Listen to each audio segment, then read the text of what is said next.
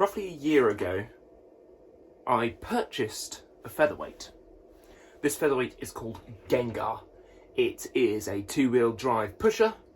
It is way underweight for a featherweight, and it has just been signed up to compete under a new name of Frogspawn at the RoboNerd BEVS competition. BEVS, you may ask? Bristol BEVS or featherweights.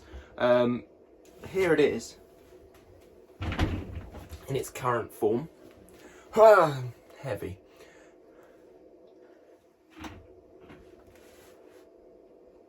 There's the thumbnail. And so it's time to do some upgrades to it. What upgrades?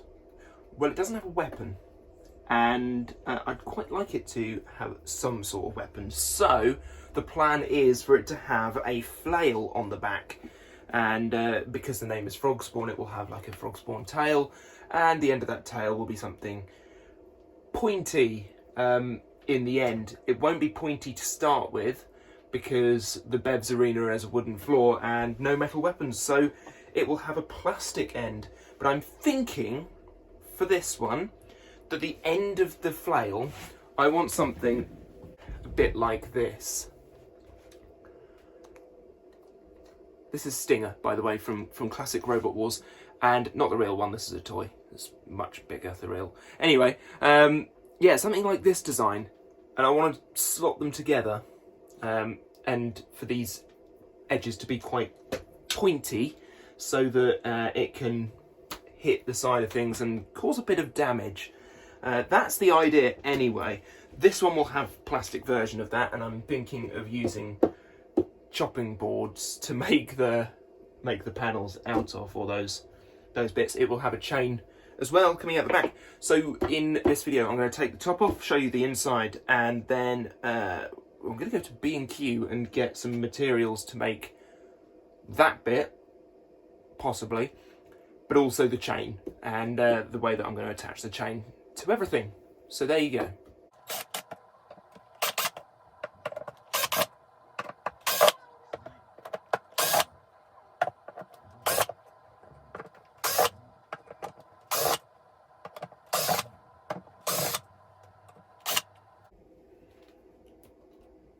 So here we have the insides of this robot, and it's pretty simple in here.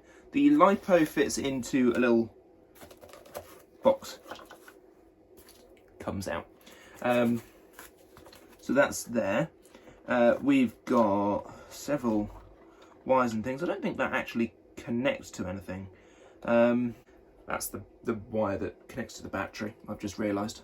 We've got two motors in these lovely 3D printed mounting points on the inside. This mounting point is also very nice. It has removable link here.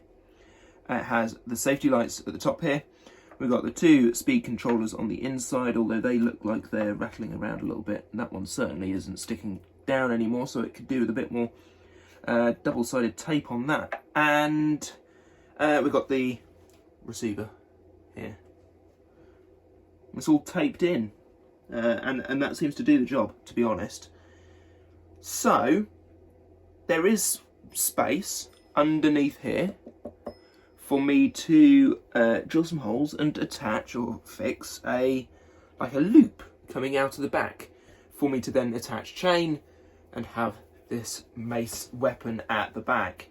The things I need to balance are, I don't want too much weight out the back, because otherwise I'll start popping wheelies and the wedge won't be effective, because I still want this to be an effective wedge bot first and foremost.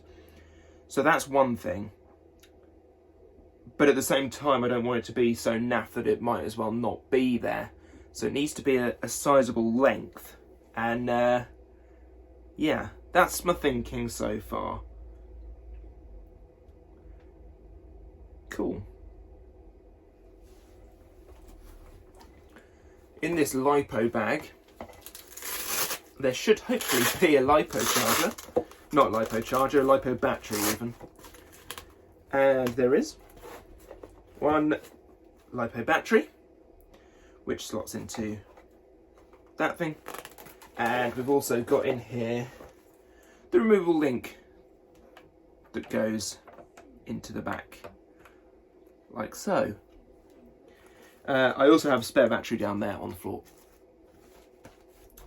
And this is the only robot that runs off of my fancy transmitter, which is the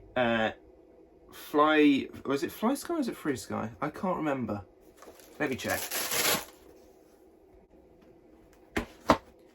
There's the old Gengar wrap that used to be on this, and here is the FSI6S. It looks like a 50s robot style, but it's a fancy little transmitter. It's got touch screen, you have to hold both buttons to turn it on, and it came with the robot, so I was quite fortunate there.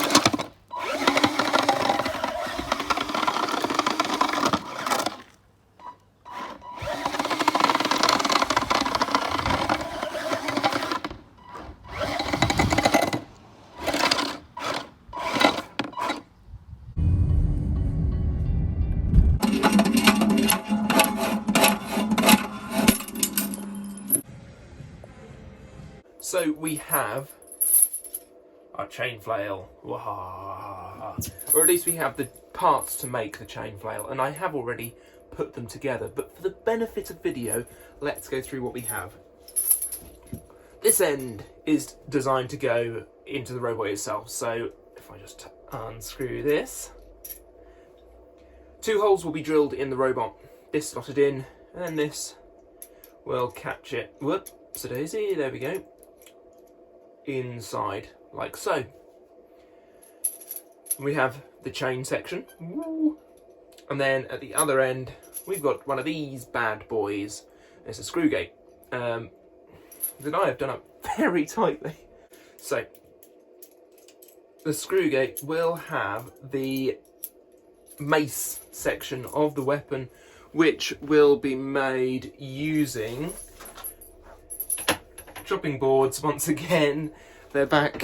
It's the favourite material on the project box is chopping boards.